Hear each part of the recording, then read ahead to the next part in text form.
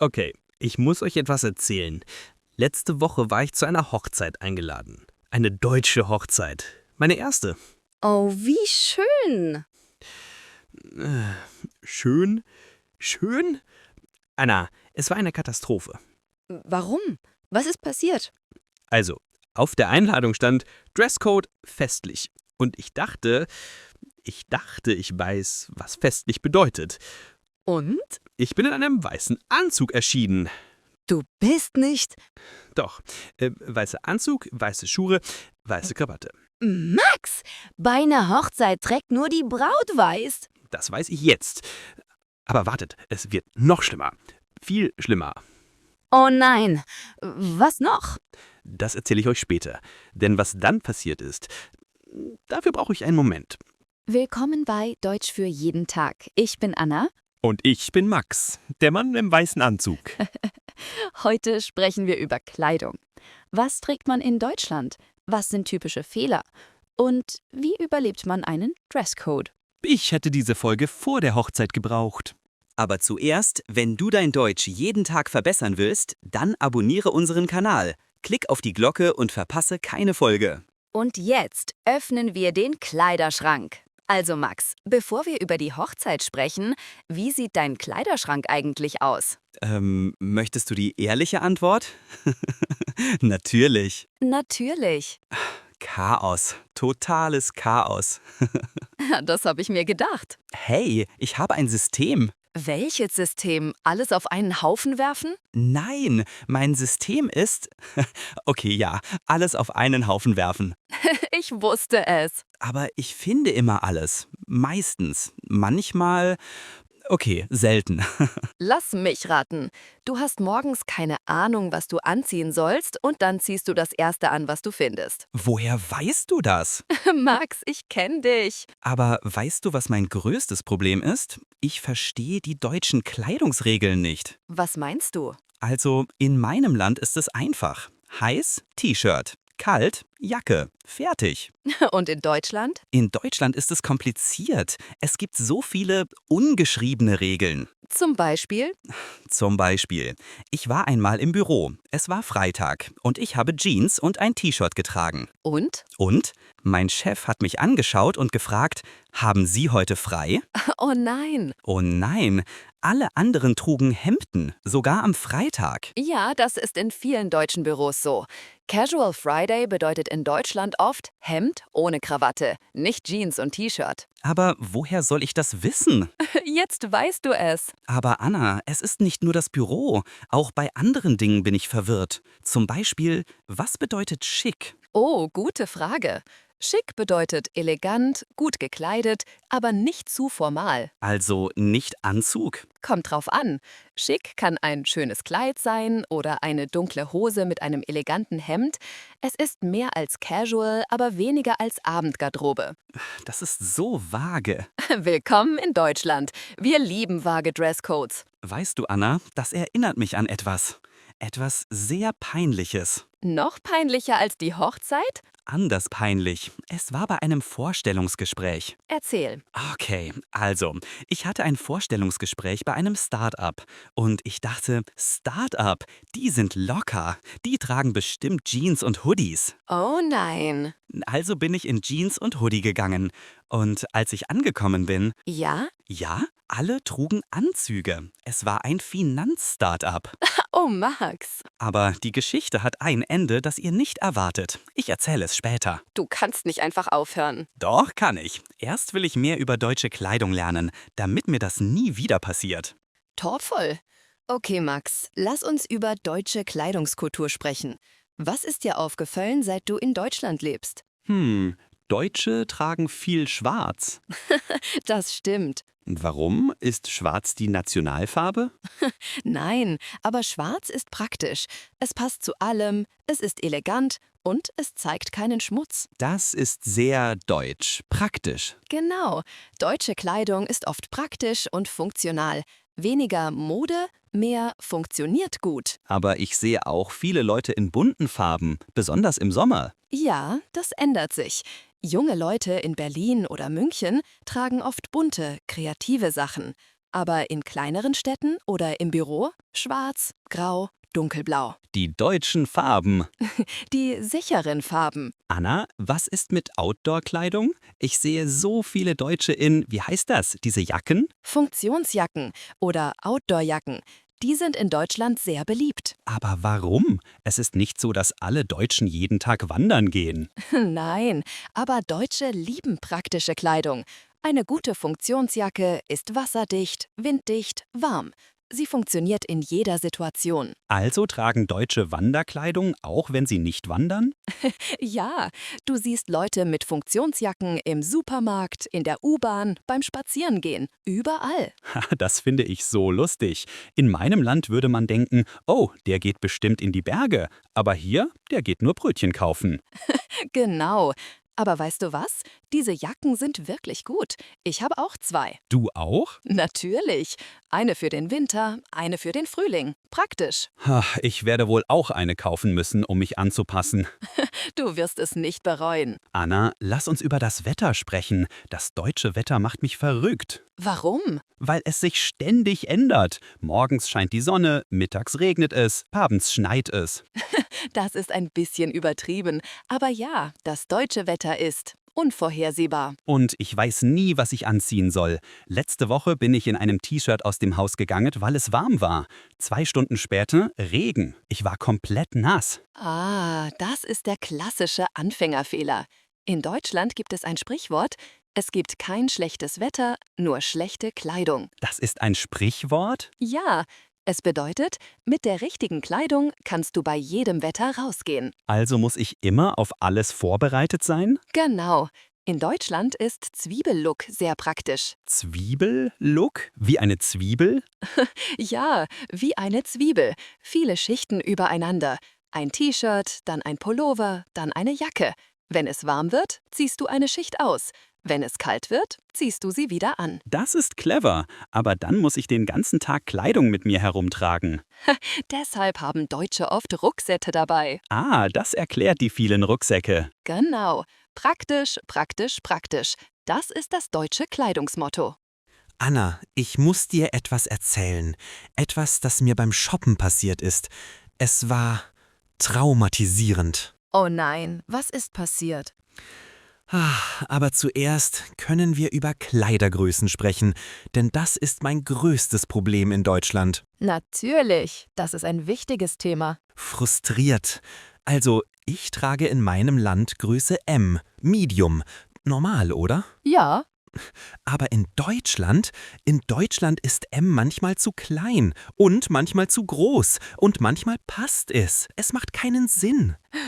oh ja, das kenne ich. Warum sind die Größen so unterschiedlich? Das ist ein großes Problem in Europa. Jedes Land, jede Marke hat andere Größen. Deutsche Größen sind oft anders als amerikanische oder asiatische Größen. Wie funktioniert das deutsche System? Okay, also bei Männern gibt es verschiedene Systeme.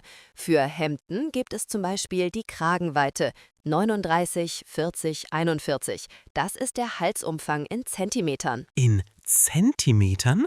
Ja, und für Hosen gibt es Bundweite und Länge, zum Beispiel 32, 34. 32 Zoll Weite, 34 Zoll Länge. Aber manchmal steht einfach nur M oder L. Ja, das ist das internationale System. Und das ist leider sehr unterschiedlich, je nach Marke. Also muss ich alles anprobieren? Ja, in Deutschland sagen wir, probieren geht über studieren. Das bedeutet, anprobieren ist besser als raten. Ich hasse Umkleidekabinen, Warum? weil ich einmal in einer Umkleidekabine stecken geblieben bin. Was? Okay, das ist die Geschichte, die ich erzählen wollte. Erzähl. Erzähl! Also, ich war in einem Kleidungsgeschäft. Ich wollte eine Hose anprobieren. Okay. Die Umkleidekabine war sehr klein, wirklich winzig. Wie klein? So klein, dass ich, als ich die Hose anprobiert habe, ich konnte mich nicht bewegen. Was meinst du? Was meinst du? Die Hose war zu eng. Ich konnte sie nicht hochziehen und ich konnte sie auch nicht ausziehen. Oh nein. Ich stand da in dieser winzigen Kabine mit einer Hose, die zur Hälfte angezogen war und ich konnte mich nicht bewegen. Was hast du gemacht? Ich habe Ich habe um Hilfe gerufen. Du hast um Hilfe gerufen? Was sollte ich machen? Ich war gefangen. Wer ist gekommen? Eine Verkäuferin. Sie hat von außen gefragt, ist alles okay? Und ich musste sagen, nein, ich stecke in einer Hose fest. Das ist so peinlich. Sie hat mir durch den Vorhang geholfen. Sie musste an der Hose ziehen. Es war schrecklich. Oh, Max. Und das Schlimmste, ich habe die Hose dann gekauft. Warum? Aus Scham.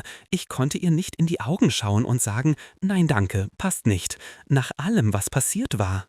Du hast eine Hose gekauft, die nicht passt, weil dir die Situation peinlich war? Ja, sie liegt immer noch ungetragen in meinem Schrank.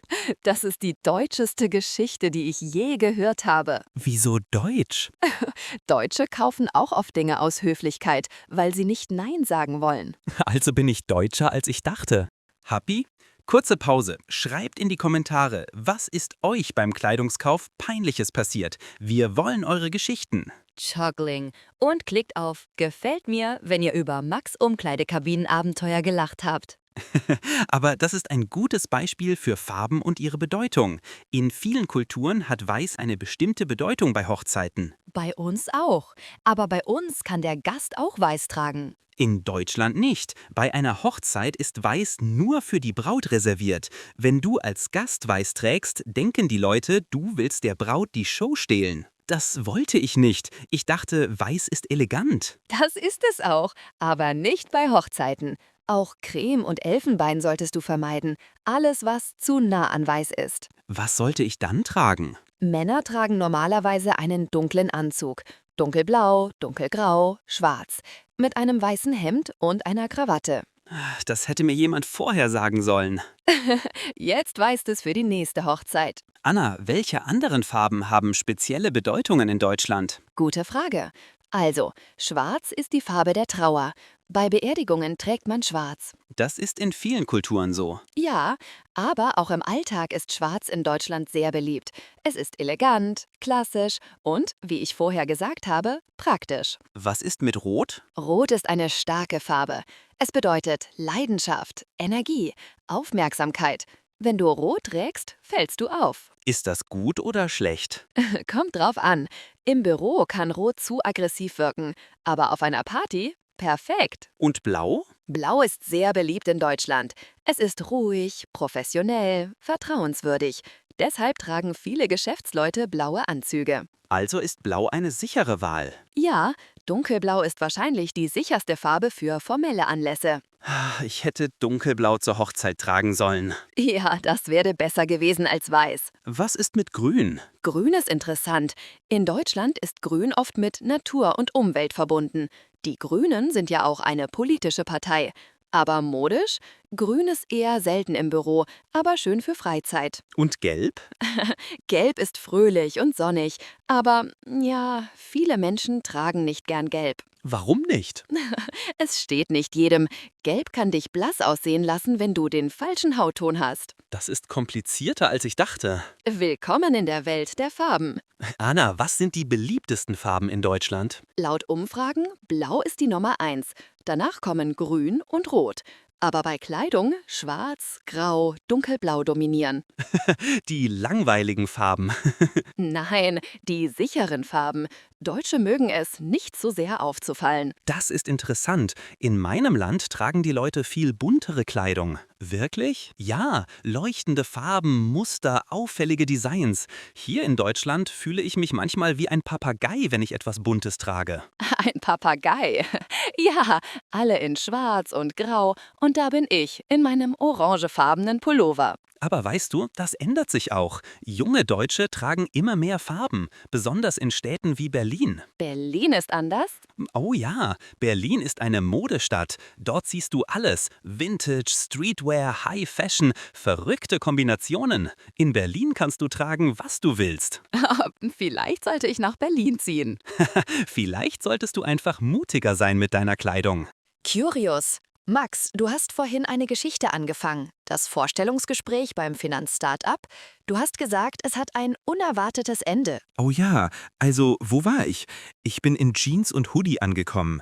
Alle anderen trugen Anzüge. Ich wollte am liebsten sofort wieder gehen. Aber du bist geblieben? Ja, ich war zu schockiert, um zu gehen. Ich habe mich hingesetzt und das Gespräch hat angefangen. Wie war es? Seltsam. Die Interviewer haben mich komisch angeschaut. Aber dann, einer von ihnen hat gesagt, ich mag ihren Stil, mutig. Wirklich? Ja, er dachte, ich habe Jeans und Hoodie absichtlich getragen, um zu zeigen, dass ich anders bin. Das ist fantastisch. Es wird besser. Am Ende des Gesprächs hat der Chef gesagt, wissen Sie, wir sind ein Start-up. Wir sollten nicht so förmlich sein. Vielleicht sollten wir unseren Dresscode ändern. Hast du den Job bekommen? Ja, und sie haben danach den Dresscode geändert. Jetzt trägt dort jeder Jeans. Du hast die Firmenkultur verändert. Aus Versehen. Max, du bist unglaublich. Manchmal ist es gut, Fehler zu machen. Okay, lass uns über etwas Praktisches sprechen. Materialien. Weißt du, aus welchen Materialien deine Kleidung gemacht ist? Stoff? Stoff ist nicht falsch, aber es gibt so viele verschiedene Materialien. Welche zum Beispiel? Also die wichtigsten. Baumwolle, Wolle, Leinen, Seide, Polyester und Mischungen davon. Baumwolle kenne ich. Das ist auf den meisten T-Shirts, oder? Genau. Baumwolle ist weich, atmungsaktiv und angenehm auf der Haut. Perfekt für T-Shirts und Unterwäsche. Und Wolle? Wolle ist warm. Sie kommt von Schafen. Pullover, Mäntel, Schals sind oft aus Wolle. Aber Vorsicht, Wolle kann kratzen. Oh ja, ich hatte mal einen Wollpullover, der so gekratzt hat. Ich konnte ihn nicht tragen. Das ist reine Schurwolle. Sehr warm, aber manchmal unangenehm. Deshalb gibt es oft Mischungen mit weicheren Materialien. Was ist mit Leinen? Leinen ist perfekt für den Sommer. Es ist leicht, kühl und atmungsaktiv. Aber es knittert sehr leicht. Ah, deshalb sehen manche Leute in Leinen immer zerknittert aus. Ja, das ist der Leinenlook.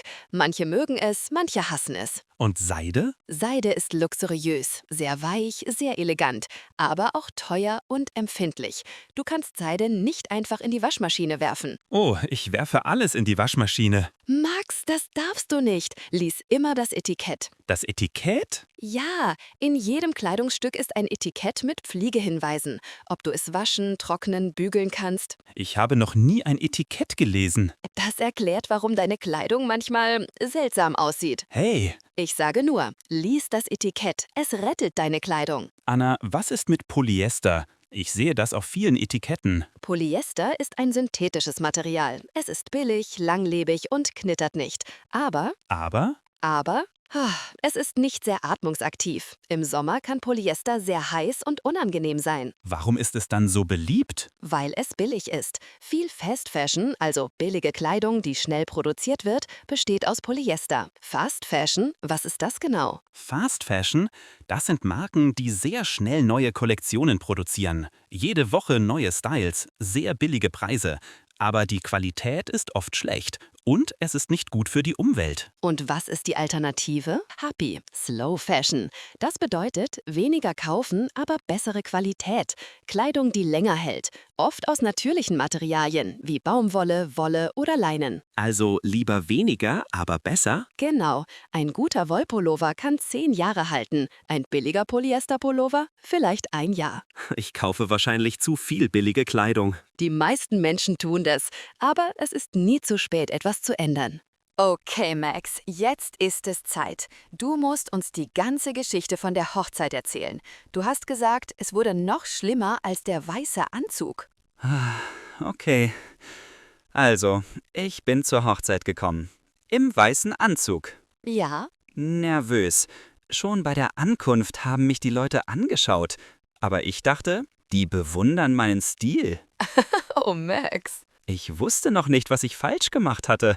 Ich war so stolz auf meinen Anzug. Was ist dann passiert? Ich bin in die Kirche gegangen. Ich habe mich hingesetzt. Und dann hat sich jemand neben mich gesetzt und geflüstert, »Bist du ein Freund der Braut?« Und was hast du gesagt? Komisch.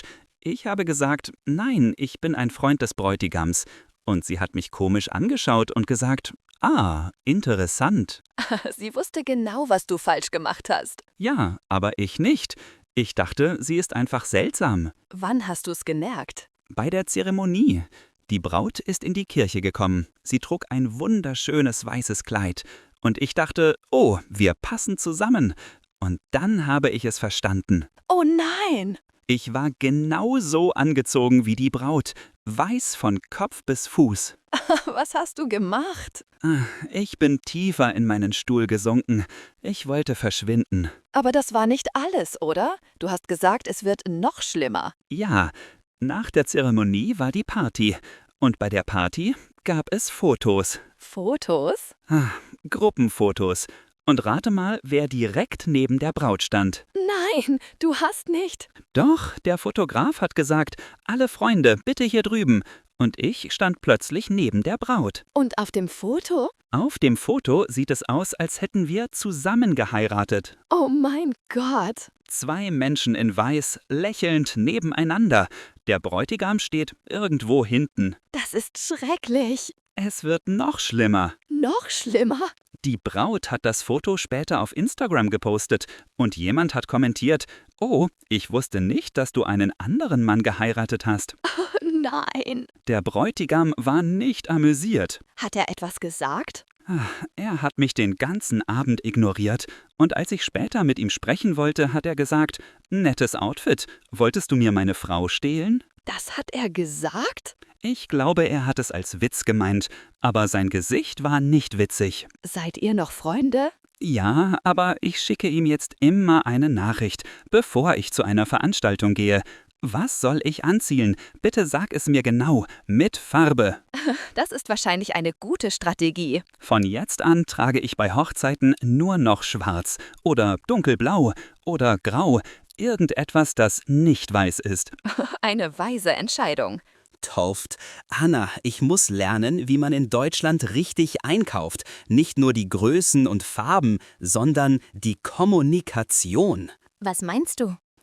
Ich hatte ein paar peinliche Erlebnisse in Geschäften. Erzähl. Erzähl. Okay, also einmal war ich in einem Schuhgeschäft. Ich wollte neue Schuhe. Und eine Verkäuferin hat gefragt, kann ich Ihnen helfen? Das ist normal. Ja, aber ich wusste nicht, wie ich antworten sollte. In meiner Sprache sagt man etwas anderes. Also habe ich gesagt, nein, ich schaue nur meine Füße an. Ich schaue meine Füße an? Ich wollte sagen, ich schaue mich nur um, aber ich habe es falsch übersetzt. Das ist großartig. Die Verkäuferin hat mich angeschaut, auf meine Füße geschaut und dann langsam weggegangen. Sie dachte wahrscheinlich, du bist verrückt. Wahrscheinlich. Okay, lass mich dir helfen. Was sagt man in deutschen Geschäften? Ja, bitte. Also, wenn eine Verkäuferin fragt, kann ich Ihnen helfen, hast du mehrere Optionen. Okay. Okay, wenn du nur schauen willst, danke, ich schaue mich nur um. Ich schaue mich nur um, nicht ich schaue meine Füße an. Genau. Wenn du Hilfe willst, ja, ich suche. Und dann sagst du, was du suchst. Zum Beispiel, ich suche eine Hose. Perfekt. Oder ich suche etwas für eine Hochzeit. Dann kann die Verkäuferin dir helfen. Das hätte ich vor der Hochzeit wissen sollen. Ja, andere nützliche Sätze. Haben Sie das in meiner Größe? Oder kann ich das anprobieren? Und wenn etwas nicht passt? Das ist zu groß oder das ist zu klein oder das passt nicht. Ganz einfach. Und wenn ich etwas nicht kaufen will? Das ist nicht ganz das, was ich suche. Das ist sehr höflich. Oder einfach, ich überlege noch. Okay, das ist hilfreich. Max, hast du schon mal etwas umgetauscht in Deutschland?